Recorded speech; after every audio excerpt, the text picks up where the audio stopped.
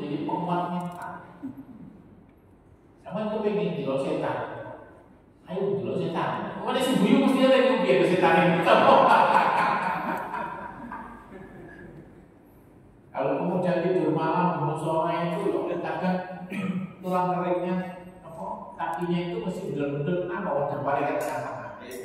Iya, dibersani konsolnya itu. Kan lampunya dimatikan semua. Jadi nabrak-nabrak. Jadi kan era seperti itu kita terapkan saat ini menurut saya tidak bisa. Kenapa? Karena pengetahuan yang ada, kemudian kebutuhan masyarakat, permintaan orang tua itu tidak seperti zaman dulu. Dulu orang mau pesantren pokoknya titip pada kiai ini kalau berangkat, lapor rasanya mendengar. Ini saat ini, jangankan dijewel, diberi julukan aja sudah dilaporkan polisi. Akhirnya repot. Gitu. Dulu itu seperti itu. Nah, oleh karena itulah saat ini peluang juga orang tua membuat standar seperti di rumahnya. Jadi anak-anaknya harus seperti standar di rumahnya. Maka ada pesantren yang kemudian dikelola dengan manajemen seperti itu. Ada yang kemudian tetap menggunakan manajemen pesantren, tapi sistemnya seperti pesantren, tapi manajemennya dengan manajemen banyak. Bahkan ada yang sudah menggunakan industri pendidikan. Ini yang repot, industri pendidikan. Masuk pesantren izin 1 tahun sebelumnya, tapi harus bayar berapa? 50 juta, 30 juta.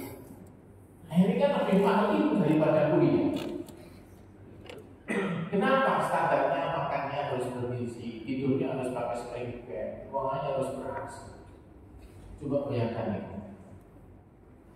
Jadi bukan lagi konteksnya adalah bagaimana menawarkan bahwa pendidikan di pesantren tidak sekedar memindahkan anak dari rumah ke pondok, tidak. Tapi di sana juga ada tazkiyatul nufus. Bagaimana mengajarkan kesucian diri di dalam proses belajar. Jadi konteks apa yang dilakukan di sana adalah bagaimana menanamkan ketakwaan. Jadi, sekarang tidak ada yang kemudian developkan di standar makannya seperti apa, yang dimakan apa. Terus konsep menanamkan apa nih istilahnya?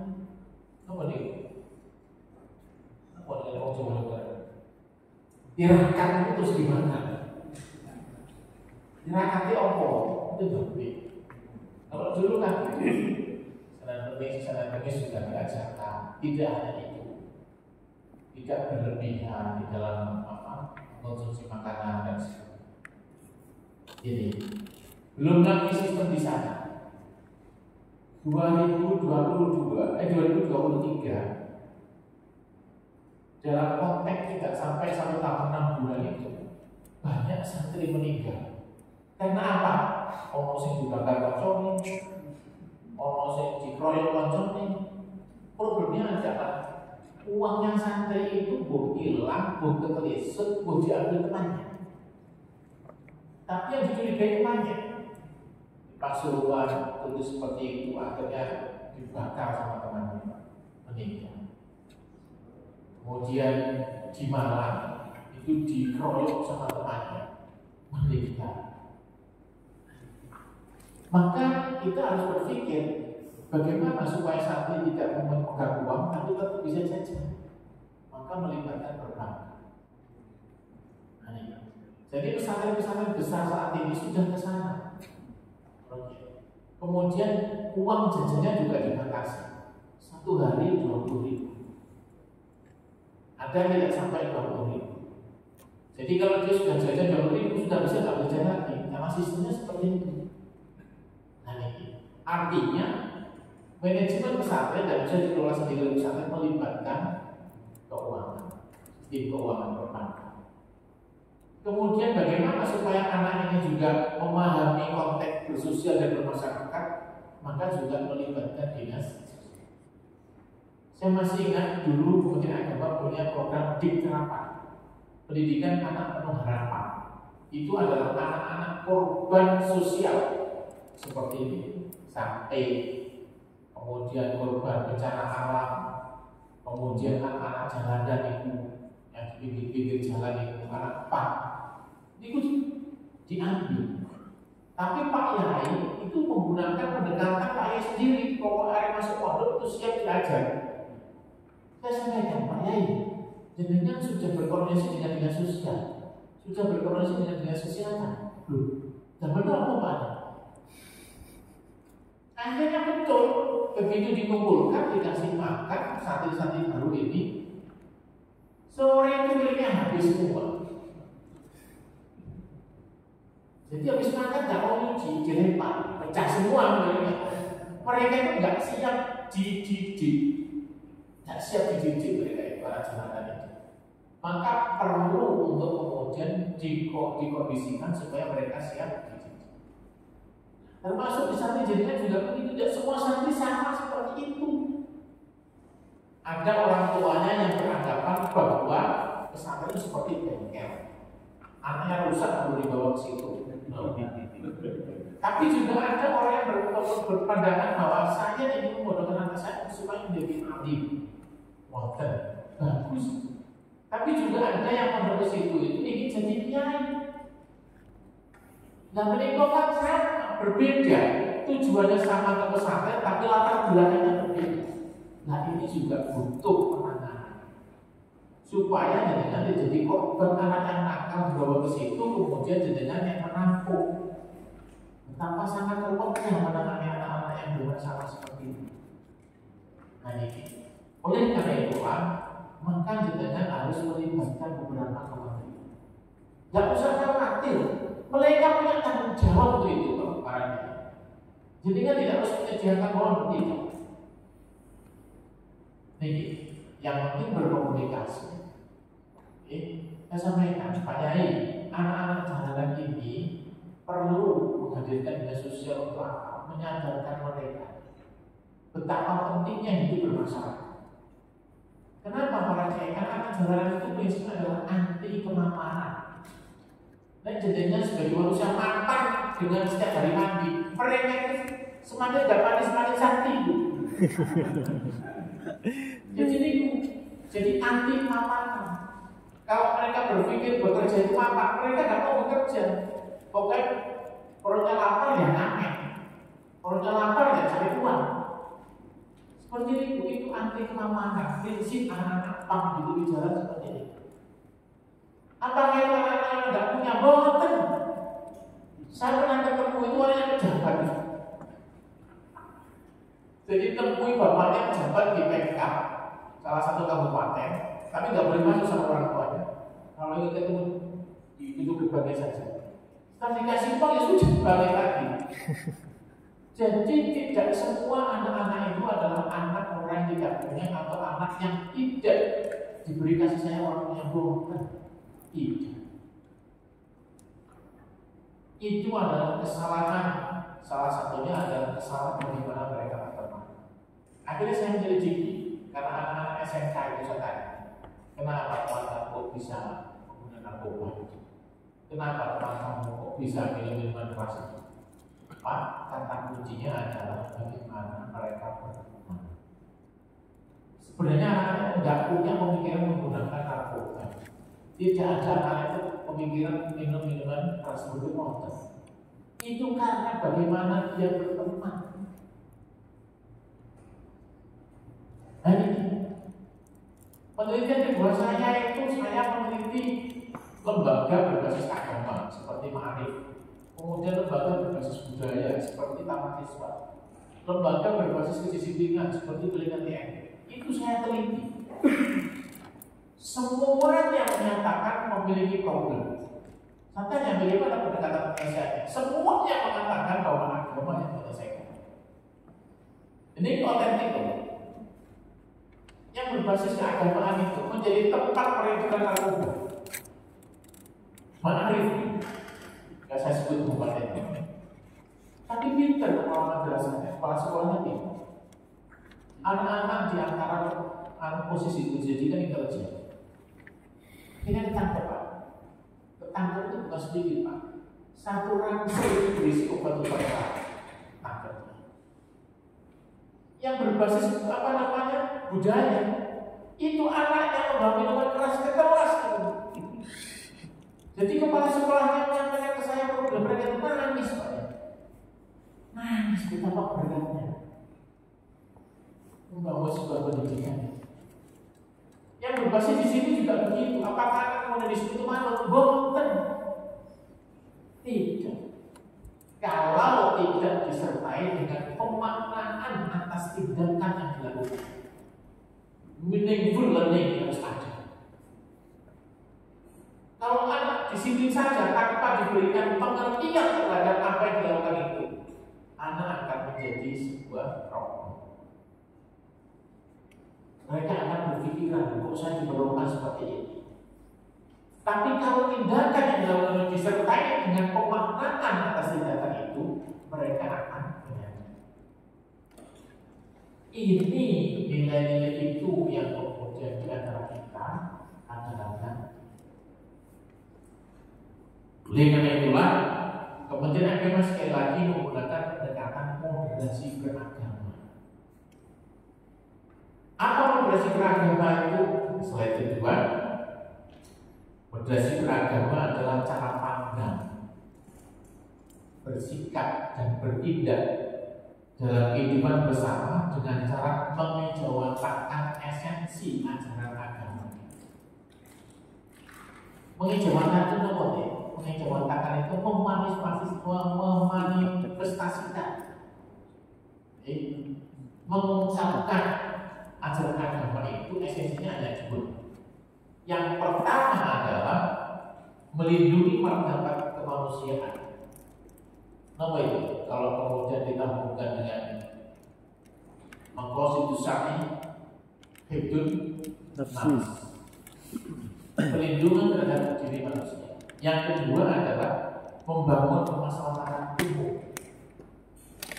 Jadi tujuan itu sebenarnya bagaimana kita bermasyarakat dengan baik bisa jalan hanya dua ini.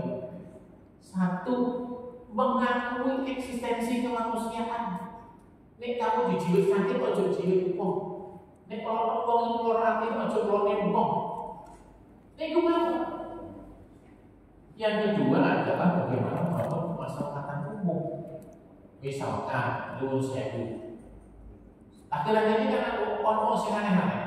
Sholat di tengah jalan. Pak, dilarang sholat tengah jalan. Ini buminya Allah. Terus gimana ya? Dia nggak paham bahwa ada undang-undang lalu lintas.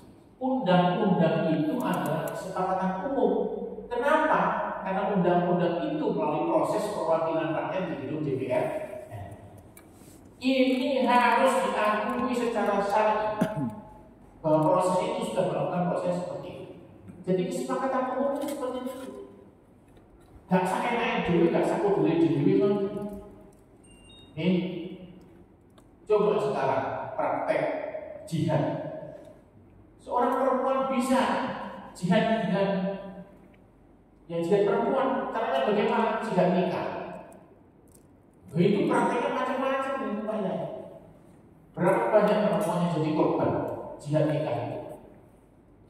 Jadi kalau jihad nikah ini dilakukan, maka suaminya harus sudah merelakan.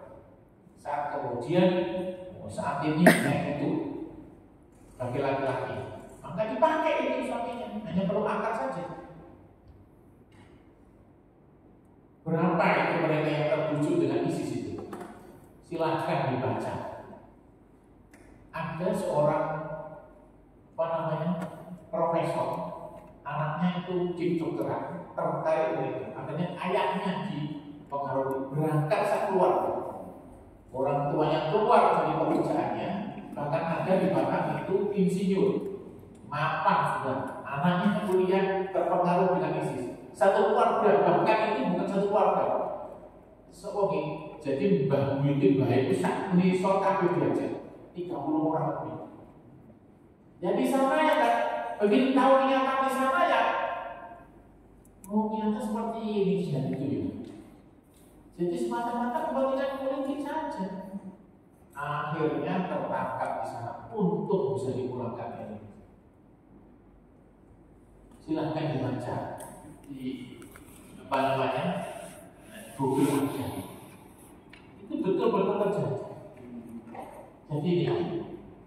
Jadi mereka tidak berpikir bahwa beragama itu mudah. Beragama itu dalam konteks manusia adalah sunatullah. Kalau kita ingin tenang damai, mari beragama dengan tenang dan damai. Gak perlu dan moyo-moyo.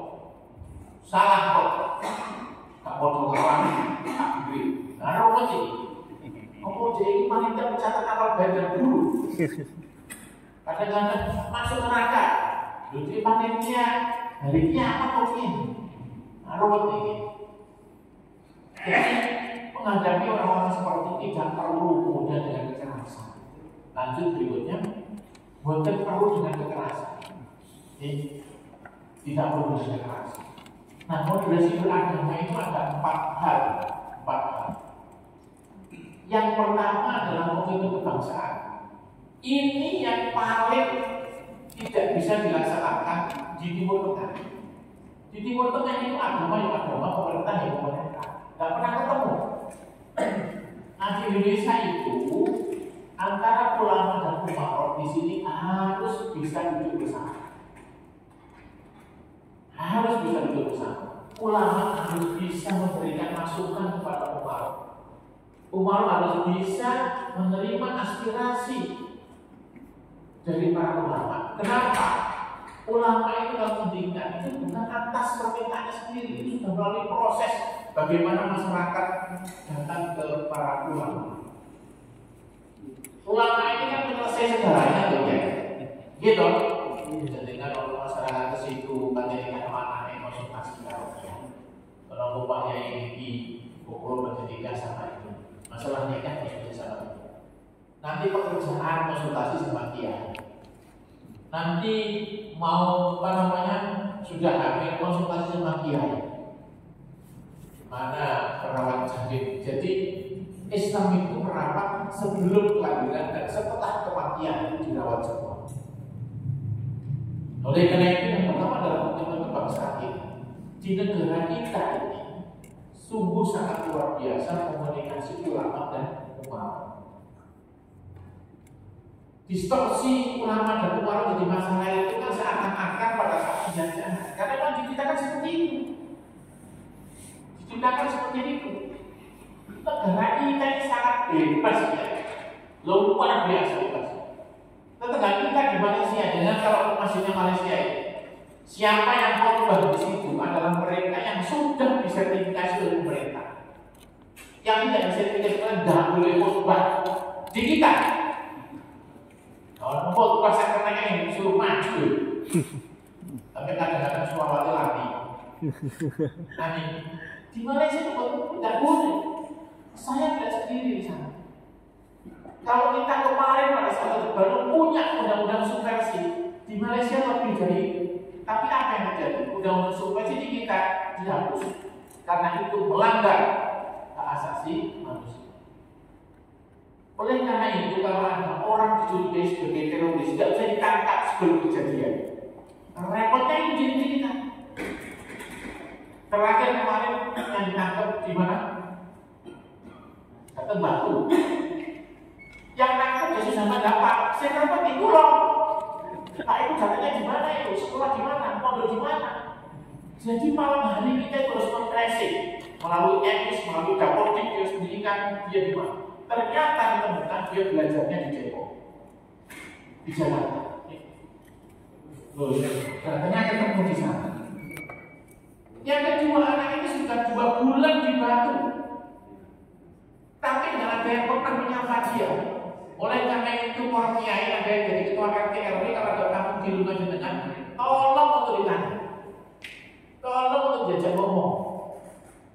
Pekerjaannya apa, kerjanya di mana, pendidikannya apa, pernah mondok tidak, ditanyakan seluruh masalah. Kalau nggak mau, jenengan ini ditanya supaya masyarakat tahu, nggak mau kenapa. Nah ternyata anak itu santri ini itu sudah 2 bulan belajar membuat bom. Belajar buat bom.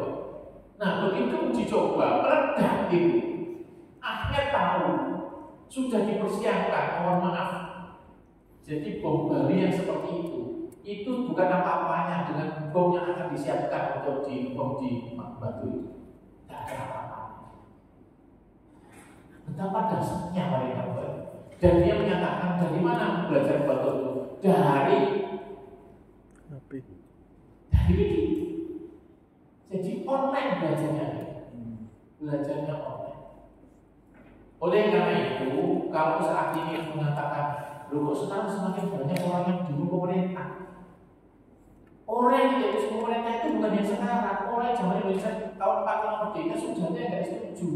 Sistem itu DITII loh. Jadi kan kok Kartos itu juga tidak setuju dengan DITII bentuk dalam NKRI, tingginya dalam landasan apa namanya berlandaskan Islam. Tapi yang Muhammadiyah tidak begitu. Kita ini bukan hanya Islam di negeri ini. Maka 7 kata di dalam Pancasila yang awal dihilangkan sehingga menjadi seperti ini. Jadi kita sejak awal sudah moderat. Bukan agama ya, kalau agama sudah moderat.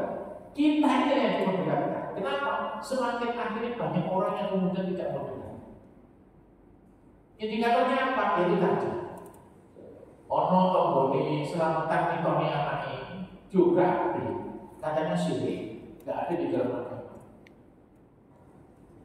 Nah, dengan di Solo ada orang siraman manten, tidak dibubarkan, kemana-mana dipukuli itu, nggak ruwet nih. Maka komitmen kebangsaan itu adalah dalam rangka bagaimana ulama dan umaro ini tetap bisa berkomunikasi dengan baik. Yang kedua adalah toleransi. Toleransi itu bukan ajaran agama yang mematahkan iman, boten, tidak. Toleransi itu bagaimana menghargai perbedaan. Nah, kalau kita nggak pernah ketemu dengan orang Muslim, itu ada anak-anak kita itu. Kalau ketemu orang Muslim itu adalah dosa. Karena nggak pernah ketemu dia. Begitu ketemu orang Kristen, kalau kita bersama dengan mereka dosa, nah ini kan repot. Jadi kan dan toleransi itu adalah menyediakan ruang di dalam tubuh kita untuk menerima perbedaan. Nah, kalau nggak ada ruang di tubuh kita menerima perbedaan, bisakah kita menerima perbedaan? Boten saged tidak bisa. Jadi kalau berkomunikasi dengan orang yang berbeda agama itu biasa-biasa saja. Saya kalau dia diundang sama pendeta apa diajak makan tanya, bos gimana makannya itu saya? Beres. Saya beli di rumah makan Padang. Selesai sudah, nggak perlu rasa-rasa. Ada teman Pak, nggak perlu makan, kita makan buahnya saja. Jangan. Yang suci nggak boleh dibawa naik itu ke alas kaki, nggak boleh bukan hanya masjid Pak. Pura itu juga begitu, meskipun dari tanah itu juga harus dilepas itu. Alas kaki kita. Nah, perbedaan ini perlu dikomunikasikan. Supaya apa? Tidak semakin lebar perbedaan di antara kita. Jadi ada Mandala 1, Mandala 2, Madian, ada Mandala Utama. Mandala Utama ini tidak boleh alas kaki apapun sing harganya satu dan sepatu ini katakanlah begitu tidak boleh, harus dilepas. Harus dilepas. Artinya bahwa kalau menerjemahkan masjid itu tempat suci, betul. Tapi tidak hanya itu, penghormatan terhadap tempat ibadah itu tidak sekedar seperti itu, supaya mereka paham. Jadi toleransi bukan melemahkan iman boten, tidak. Mesti ada kajian dari ulama-ulama kita terkait dengan. Yang ketiga adalah anti kekerasan. Ini yang akan saya bawa ke pesantren, jangan ada kekerasan apapun di pesantren. Tidak boleh ada kekerasan verbal dalam bentuk kata, tidak boleh ada kekerasan fisik di dalam bentuk misalkan modelnya gak diajak ngomong, mungkin dirasani, apalagi kekerasan seksual. Yang keempat adalah adaptif dengan budaya lokal. Ini ngomong Arab itu seperti itu. Lali, awal itu dirugi peset. Dilahirkan di Indonesia. Indonesia lari dia. Jadi dalam beragama itu yang tidak boleh adalah apa nih? Ngendikane Luqman Hakim kepada putranya. La tusyrik billah. Selama tidak dalam konteks menyebutkan Allah, maka perlu untuk kemudian dilakukan kajian-kajian bagaimana di dalam konteks budaya dan agama. La tusyrik billah. Itu yang tidak boleh. Oleh karena itulah, maka budaya itu jangan kemudian dilawan, tapi carikan simbolnya. Kecilan saya, mbak saya itu, ya mbak itu ya sudah Islam sejak lahir, tapi kemudian buka sawah, panen sawah itu mesti harus batal. Apa saya lama dibuatkan? Bahkan kalau habis tinggal cobatannya dulu kita ambil, karena ada uangnya itu. Ada pisahnya tak ambil, ada telurnya tak ambil. Pisahnya dimakan, uangnya buat jajan, telurnya dibakar. Sekarang gimana? Hilang dengan sendirinya. Dan perlu dilawan. Kemudian tahun 2000 berapa ini? Rumah nih, mesti kalau ada bersih desa ada opo-opo. Kalau ini dikatakan sama kiai, ada gimana itu? Oh, bersih desa itu sebenarnya opo-opo. Opo-opo itu sebenarnya umat apa? Umat Hindu. Umat Hindu. Ya saya bilang, Pak Yai, maunya Pak Yai bagaimana? Ya nggak ada orang lain dong. Saya tanya, doanya gimana? Ya doanya cara Islam, bahasa Arab kok. Nah sih, doa sih tadi, Pak Yai kayak kampung. Nah terus masalahnya apa? Itu simbolnya itu. Nah jangan mau mengubah simbol itu, ini dilarang jangan. Tapi carikan pengganti dari simbol itu. Nah jangan melawan, masyarakat semakin keras. Coba sekarang ini, yang namanya bandengan ini. Nah, bilang tadi. Sakti, soal kalau 10 bandengan lebih. Kalau ditanya itu cara bagaimana paling mudah mengundang setan paling mudah. Siswa saya berasa Sarabia ini, kelas 2, kelas 8 Sarabia ini. Oh, Pak, saya datang sekarang. Ojo nah boleh. Itu bisa, langsung menghadirkan setannya yang datang. Ya temannya kejar-kejar kan ya. Jadi anak-anak Sarabia bisa menghadirkan. Jangan kemudian buka percaya. Jadinya kalau suhu mudah tenanan masuk jadinya ya kaki tenanan. Dan itu saja. Nah kalau kemudian budaya ini kita larang, tidak ada proses bagaimana menjawabkan budaya bandengan di dalam konteks masyarakat beragama yang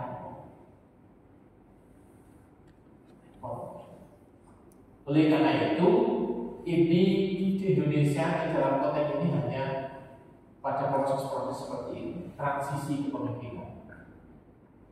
Jadi kan masih kan zamannya Parto, lengser itu. Orang itu jenenge cinta sama guru itu luar biasa. Bulan Maret itu, akhirnya disimpulkan itu, simbolnya Maret kan bukan ngoceh. Akhirnya dibuat anak karuan itu. Jadi budaya itu jangan kemudian menjadi antisipasi. Budaya itu menjadi perekat.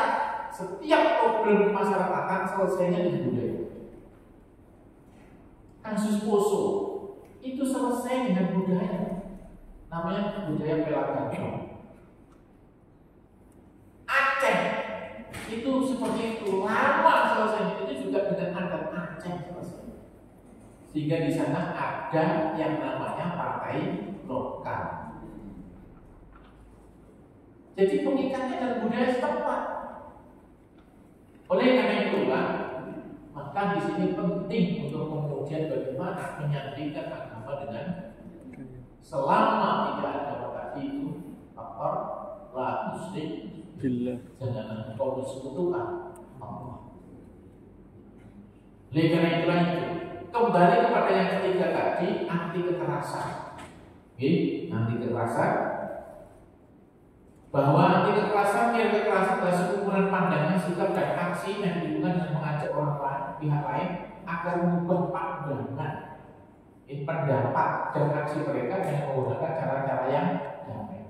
Artinya Bapak Ibu sekalian, para kiai, para budaya itu, untuk bersikap keras itu nggak perlu dengan kata-kata.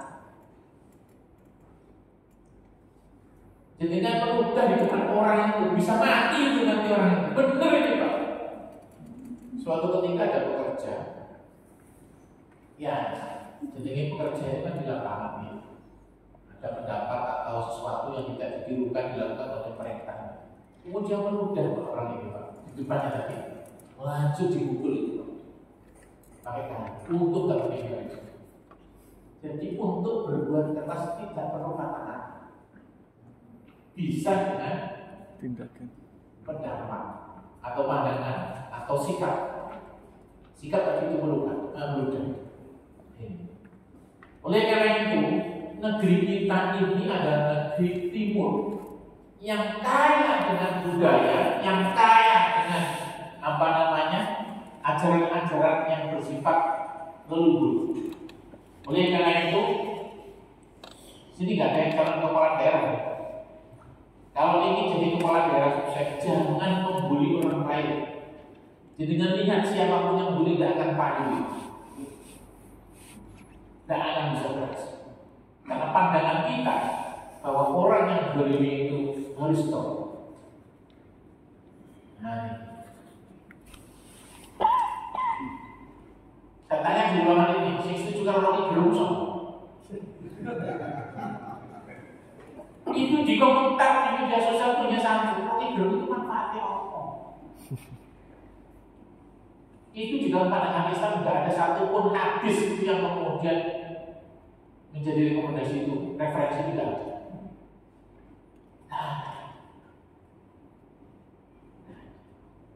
Bahkan yang tanya, Rocky Gerung itu agamanya apa? Jangan-jangan ateis. Jadi akhirnya ini manfaatnya Rocky Gerung itu apa? Tapi jangan yang peduli kok menonton TV. Jadi berita itu, namanya good news.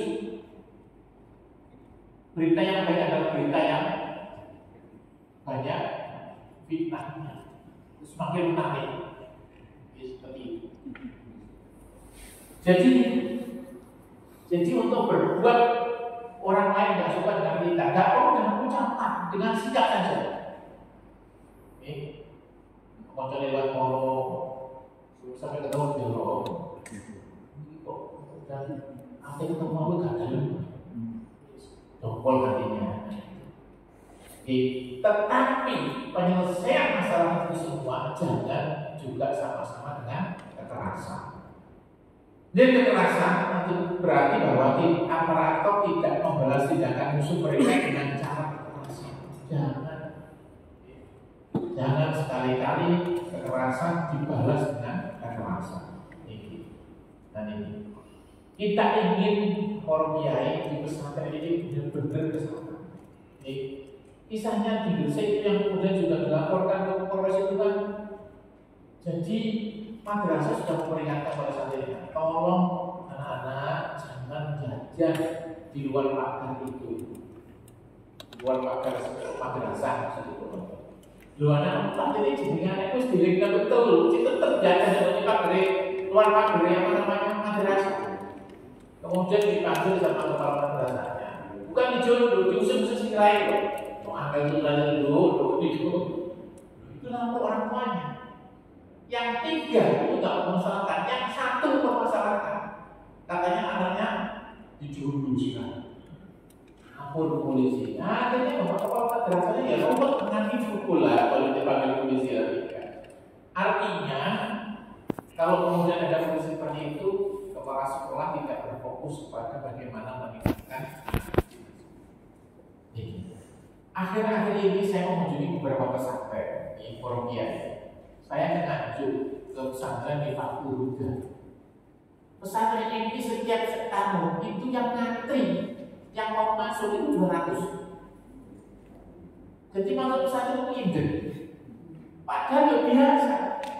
Tetapi apa yang luar biasa? Sistemnya, gurunya. Jadi pondok ini mulai dari anak SD sama SMP itu menggunakan pengantar bahasa Inggris dan bahasa Arab. Mulai kelas 1 SD. Mulai kelas 1 SD. Nanti setelah kelas 4 itu tidak menggunakan buku, tapi menggunakan laptop. Yang SMP mulai kelas 1 SMP sampai kelas 3 menggunakan laptop. Jadi jam 7 sampai jam 11 minggu belajar pendidikan sekolah. Setelah gugur makan siang langsung program tahfidz sampai dengan asar. Setelah asar itu kegiatan santri, isi diri, uji, sampai dengan makan malam selesai maghrib. Jadi makan malamnya sebelum maghrib. Setelah maghrib sampai jam 9 malam dilihat masalah kita. Loh ini disiplinnya luar biasa. Saya tanya, Pak ini kurikulumnya selesai berapa bulan dalam menggunakan program ini? Pak kami itu 3 bulan sudah selesai. Jadi banyak waktu digunakan untuk pengayaan kitabnya. Saya tanya, ini kok nopo guru-gurunya sepakat ini bisa tahu ini gimana? Pak minimal 1 bulan ini 1 bulan sekali. Para guru ini saya kumpulkan ngaji dengan saya dengan sebuah kitab. Dan itu luar biasa. Saya kesana itu sampai bukan sekali, 2 kali. Bahkan kemarin saya tanya itu, Pak saya ingin kesana, silakan. Tadi pagi mulai pagi sampai jam 8 malam belum datang. Oke, jadi aspek manajemennya juga dibangun, aspek tenaganya juga dibangun. Biasa. Kemudian saya datang di Blitar. Kalau di kotanya bisa apa? Kalau tadi dikasih di kotanya, ini di Blitar itu Pojokan. Ini Kecamatan Lodoyo.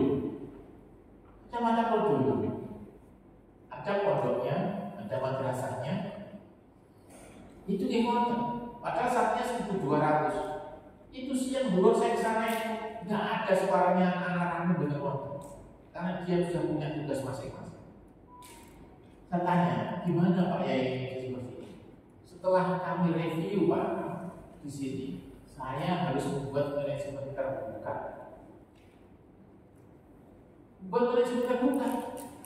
Salah satunya guru-guru yang bagus, usahanya bagus diumrohkan. Sudah ada 10 guru yang diumrohkan di sana. Juga kelihatan. Apakah uang dari pondok? Uang kan dikelola, uangnya dari madrasah. Jadi kita butuh sebuah support pengetahuan, tidak hanya keilmuan pesantren, tapi juga ada keilmuan perguruan tinggi umum terkait dengan manajemen. Saya datang lagi ke Pondok Nurul Islam Mojokerto. Ada dari Mojokerto ini? Nah, ini tahun berapa tulis itu berdiri? 2010, 2011 mulai terima santri. Sekarang santrinya sudah 10.000 lebih. Tanya nih, Pak Yai dari mana uang untuk bangun seperti ini? Banyak cara. Karena nggak tahu Allah itu menghubungkan saya dengan komunitas para pengusaha. Jadi sih bangunnya pengusaha. Lantai 3. Saya tanya, Pak Yai, ini targetnya kapan selesainya pembangunannya? Pokoknya tanah di kami masih ada, saya bangun terus. Padahal tanahnya yang belum dibangun itu masih ada 14 hektar. Yang diberikan tadi saya tanya, Pak Yai, ini bangun 3 hektar. Ini dari mana uang itu? Saya tidak pernah pegang uang. Nah, terus gimana? Ternyata kalau manajemen terbuka itu kita laksanakan, begitu kita sampaikan oleh santri, kita kumpulkan, Bu, niki kami bangun masjid 35 meter kali 35 meter. Masjidnya waktunya kerja untuk lantai 2. Lu minggu lu gak perlu sampai waktu 1 bulan. Seminggu ini pun hantam kebutuhan uangnya. Udah. Jadi 1 bulan itu saya coreo sehari saya begini. Jadi bagaimana membangun pesantren di situ bahwa semua dilibatkan di dalam jembatan ini. Nah, kalau kemudian kita ingin bagaimana supaya tidak ada, kalau ini tanggal jenengan sanggup tak ngawasi santri situ 24 jam mau santri. Kalau santri itu salah-salah kok akan mengurusi kalau santri ini. Setiap santri diikuti terus. Nah, ini kan bukan santri, gitu. Artinya bahwa kita tidak mungkin mengawasi santri 24 jam itu kan bukan mungkin. Yang adalah sistem. Di mana sistem itu? Dalam satu ruangan ada yang menjadi musyrifnya, pembimbingnya di sana. Nanti dalam satu lantai ada lagi koordinatornya. Nanti dalam satu gedung ada lagi koordinatornya. Nah kalau sudah seperti itu, yang tidak diawasi itu ruangan mana? Gitu? Karena yang saya ukur ini, sekarang sudah ada lembaga swadaya masyarakat LSM itu sudah mencermati pesantren. Yang sudah lapor saya 2, 1, 5 tempat. Itu masalah di pesantren, dikapitasi menjadi bahan yang bisa dijual. Benar itu, masing-masing diminta 50 juta. Akhirnya saya lapor, bukan lapor, saya koordinasi sama Polda. Mana nih Pak? Kok seperti ini? Kalau kemudian pesantren menjadi target sasaran para LSM kan ada rekasinya. Kenapa? Lalu mereka itu siap makan daging anjing kok. Nah, sementara kita mau deket anjing saya takut. Artinya begini, mereka para LSM itu apapun itu dihadapi. Nah, sementara kiai ini sopan orang. Ini menggambarkan ketawaduan untuk kearifan nubuatan. Kita masih berpikir di sana. Sehingga tembak aja. Pak Yai, kalau nggak ini rame 50 juta. Dibayar kemarin itu. 2 kasus 100 juta. Gusnya lapor saya. Gus ngomong dibayar. Gus. Jadi sudah seperti ini. Nah ini kami khawatir. Nah apa yang jadi permasalahan-permasalahan di pesantren yang kemudian rawan? Yang pertama adalah masalah keuangan. Uangnya anak-anak itu kalau kemudian diberi uang dalam bentuk uang kata yang dipegang anak itu mudah hilang menjadi anak. Kadang yang betul sudah hilang. Tapi juga ada temannya yang kemudian tidak pernah diberi jajan orang tuanya ambil uang temannya. Maka gunakanlah berapa. Kemudian ada lagi yang lain. Apa terkait dengan komunikasi antar santri. Nah ini boleh karena itu hal pertama yang menjadi perhatian adalah kepengasuhan dan kemuslimah. Ini penting. Santri di sana itu mau diapakan? Pokoknya dia ngaji kalau makan 3 kali sehari selesai. Bukan seperti itu kalau dia. Ada yang bersama Pondok Al-Munawwariyah di Malang. Imam Tusaid. Saya itu pernah kalau ke sana habis asar. Kalau ke sana maghrib biasa berangkat sama Yai. Hari Sabtu kalau nggak ada minggu saya ke sana. Di sholat maghrib itu nggak diajak kemana-mana. Diajak di teras masjid itu. Sholat isya, tetap duduk di situ sampai jam 9 malam. Ternyata tujuannya ini saya tunjukkan ini loh, santri-santri saya yang kecil-kecil, mulai kelas 1 SD, MI sampai dengan SMP itu nggak ada yang nangis. Betul mau masih nangis ini. Bahan-bahan kayak obat, kemudian kalau mau tabrak itu nggak ada yang nangis. Begitu jam 9 lewat baru ada yang nangis satu. Maka tidak perlu kiai yang itu, ternyata ada teman yang senior mendiamkan mereka. Saya tanya dia, Pak Yai, kok sakit seperti ini gimana? Mana kan soal tengah yang biasanya kita pakai makan itu, ya separuh ruangan ini lah, biasanya pakai tampur itu.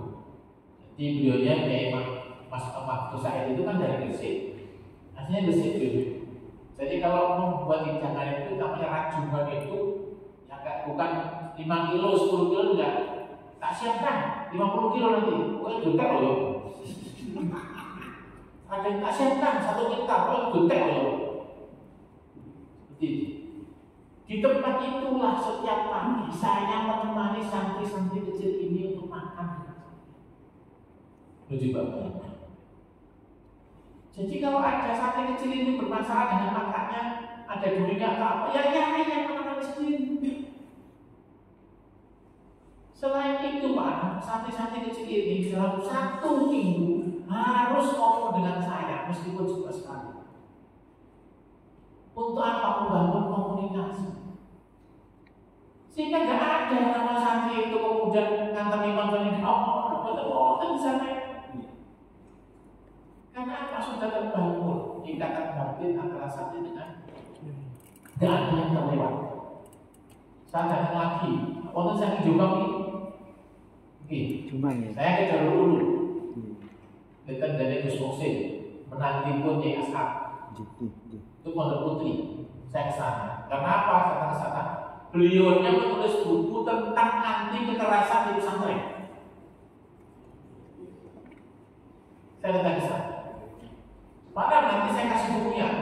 Tiba-tiba ada santri putri, kata santri Usman, duduk sini. Gih ayah. Saya dari cara komunikasi antara Pak Yai dengan santrinya itu sudah menggambarkan bagaimana Yai ini benar-benar dekat dengan santrinya. Dia ayah ngomong, tolong juga nih buku, nojul laci, terkait dengan anti kekerasan di pesantren. Gih bukan dipanggil Pak Yai, dipanggil ayah.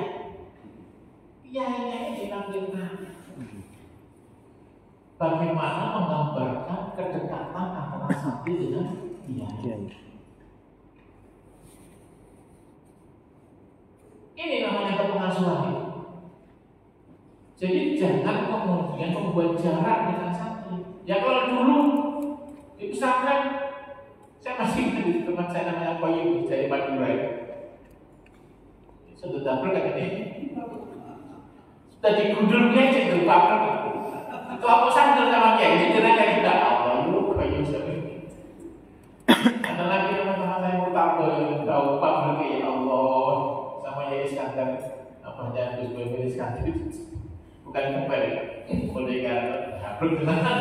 Nah itu kalau sekarang itu kan sudah masuk kepolisian, ya. Coba, oleh karena itulah maka mohon dengan sangat, dengan sudah punya cara sendiri bagaimana membangun komunikasi kedekatan antara santri dengan ini. Kalau seperti itu, kemudian kalau sudah ada proses seperti itu tanpa diabsen itu kan itu saudara. Kalau ada sampai anak santri nggak kemudian 3 hari kan besok ini habis akmat itu kan. Hanya dia ada, ya itu sampai 1 minggu santrinya nggak orang baru. Artinya bahwa itu tidak ada proses kepedulian kepada santri. Ini kejadian itu seperti ini. Seminggu nggak ketemu santri ini, padahal santri di rumah dalam sebagai abdinya, kok udah ditanya. Masalah kurikulum menjadi kewenangan pesantren, mau diarahkan kemana, tak khususnya monggo. Masalah sarana prasarana ini kan ada cerita. Ada penelitian dari Malaysia. Jadi dokter-dokter Malaysia itu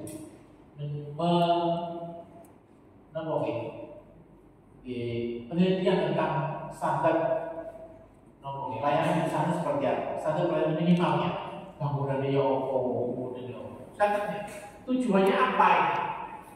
Ya kita ingin kalau penelitian ini ingin mengubah budaya pesantren, maaf, jangan diteruskan. Tapi kalau penelitian ini dalam rangka memenuhi infrastruktur pesantren, silakan. Akhirnya dilanjutkan. Kalau kemudian mengubah budaya pesantren, repot itu. Pak Yai diatur nanti. Kenapa?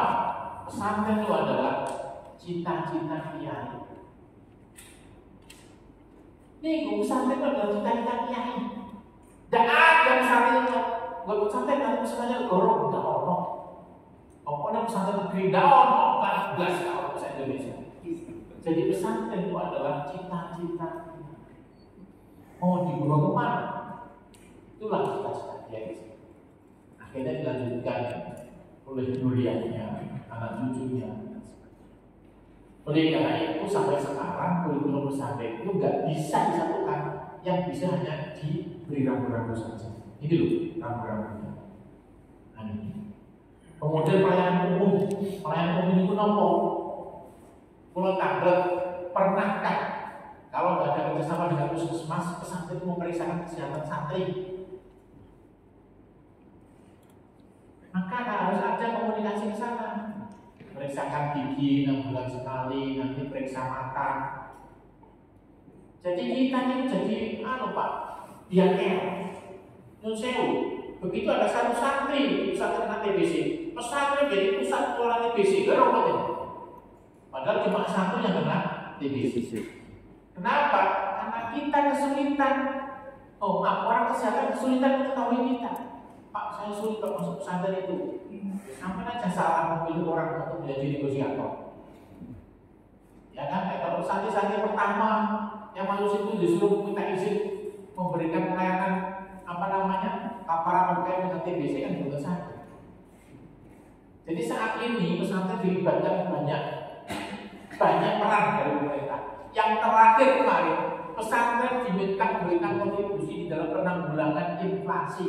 Kira-kira pemerintah seperti apa penanggulangan pesantren? Ini. Duit dikasih kan boleh duit inflasi. Gitu? Inflasi itu mudah kalau pesantren. Kalau pesantren bisa menyelesaikan kebutuhannya sendiri di dalam pesantren, itu sudah membantu inflasi. Kenapa? Karena di Jawa Timur sumbangsi terbesar inflasi itu adalah karena harganya rombok. Jadi harga rombok itu meningkatkan nilai inflasi Jawa Timur ya itu. Kan tidak rombok nih. Nah kalau kemudian pesantren sudah bisa nanam rombok, nggak perlu beli, kan sudah membantu pemerintah untuk kemudian tidak meningkatkan inflasi. Jadi Jawa Timur ini mesti menekan inflasi itu harga lombok, harga bawang merah, harga bawang putih. Itu buatan beras buatan. Oleh karena itulah ya artinya santri dipelajari nanam lombok, dipelajari nanam bawang. Apalagi sekarang ada program inkubasi pesantren, kemandirian pesantren. Saya itu melihat ada satu pesantren, santrinya 400, yang 300 bulan dan 100 di pondok. Membuat minimarket kecil, dikelola dengan manajemen bagus. Artinya ada pengelolanya, ada sistemnya. Saya tanya, Pak Yai, ini itu 1 bulan berapa? Mohon Pak, diberi saya menjadi aplikasinya. Artinya supaya meyakinkan saya, bukan cerita, suruh lihat sendiri. Setelah saya lihat di situ, 1 bulan ini itu 12 juta. 1 bulan 12 juta. Padahal hanya santri 100. Pak, sekarang saya sudah beli di luar mana? Untuk apa? Untuk buat minimarket untuk masyarakat. Ini bukan hanya satu pesantren yang saya beli 2 pesantren sama-sama buat minimarket. Artinya apa? Kalau kemudian kita bisa memberikan evaluasi di dalam pelaksanaan itu mesti bisa dilaksanakan dan itu ada hasil. Artinya kalau misalkan itu ya Pak, tapi kalau ada evaluasi nggak keberatan. Yang ketiga adalah peraturan. Prinsip pesantren ramah anak tidak ada diskriminasi. Jadi Gus Bahan itu nek Gusi itu awak modal dulu, tapi aku duwe adik ayu mesti gak pernah diseneni kalau Gusi. Ini kan diskriminasi namanya. Tak boleh. Tapi itu guyonane Gus Bahan. Tapi itu kan anak adik ayu, kan murid-muridnya opo gak iso. Partisipasi aktif atau mendengarkan suara anak. Di berita itu lucu. Kalau tanggal 5 di sini kalau pesantrennya coba punya nopo. Ternyata begini. Monggo dari dinas. Silakan. Monggo, udah. Monggo.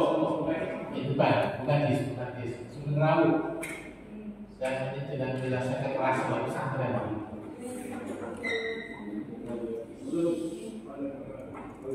Oke, monggo benar-benarnya. Jadi di Blitar itu lucu.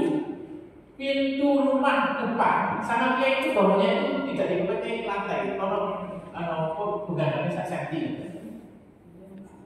Jadi disingkat di awakmu pengen nulis sesuatu, mau mengkritik sesuatu, masukkan di bawah pintu rumah itu. Jadi yang kalau ada masukan itu nulis sudah dimasukkan di situ. Kayak yang baca. Jadi jangan sampai yang dianggap sepele oleh kita itu menjadi masalah. Contoh misalkan ada di salah satu pesantren di Kabupaten Malang itu ada santrinya yang nge-lag, terus nge-lag gitu. Lag tambah beban itu ya. Itu bisa berdampak bahwa kalau lama menggunakan itu seperti menggunakan narkoba. Menggunakan narkoba. Serius sama dia ini. Akhirnya, ya memang ada yang mengarah kepada penggunaan narkoba. Jadi hal itu sebetulnya sepele. Apa hubungannya saya ini ngaji kalau lain apa hubungannya? Tapi kalau kemudian itu nggak diperhatikan, maka akan jadi masalah. Di Pasuruan lucu lagi. Gus, ini sampai pengen kuat mikir, ini obati. Yang benar semalam nggak tidur, kuat untuk, tapi nggak tahu yang dikonsumsi narkoba, udah lebih. Yang lebih parah lagi ada seorang kiai kampung, jadi kena flu gitu lama nggak sembuh, ya kena sakit jadi lama nggak sembuh. Akhirnya sama kiai ini cerita, Gus, jadinya nyuwun sewu, jadinya cek HIV. Marah ini Gusnya, ya ini marah tuh, dianggap dia tidak bersih. Ternyata setelah cek HIV, positif HIV. Dari mana dia keluar? Akhirnya terunut sejarah 15 tahun yang lalu. Terjawab 15 tahun kemudian. Coba bayangkan, ada anak SD, sakit, akhirnya dicek dia kesehatan yang cek. Anak SD kelas 5, akhirnya dijawab juga positif HIV. Dari mana dia? Ternyata di sebuah tempat, di salah satu kabupaten itu ada tempat prostitusi. Jadi kebiasaan itu akhirnya ketagihan mereka yang melakukan hubungan seksual yang terlarang. Anak SD diberi gratis, Pak. Jadi kalau kita dalam hidup. Ada lagi mahasiswa, sama kasusnya, sakit gak sembuh-sembuh. Akhirnya sama dokternya tolong cek HIV. Marah juga itu mahasiswanya. Akhirnya begitu dicek positif juga. Dari mana dia? Akhirnya diinterview dari penggunaan jarum suntik yang tidak digunakan satu jarum satu orang, tapi digunakan ramai lagi. Maka ini perlu dijelaskan kepada anak-anak resiko-resiko itu semua. Berarti sebagai kepentingan terbaik bagi anak. Jadi pokoknya anak itu yang nyampe di situ dianggap oleh jenengan ini nanti akan jadi kiai semua, sehingga perlakuannya itu menjadi istimewa. Kemudian hak perkembangan dan kelangsungan hidup. Jadi kalau memang mentradisikan makan 2 kali yang sekali anak-anak jajan yang disampaikan. Ini saya bukan kadang-kadang gini, macam-macam nih, karena ada yang sulit air, sampai sikile itu borote ketel dari saking Allah. Jadi di pesantren-pesantren itu yang masalah budik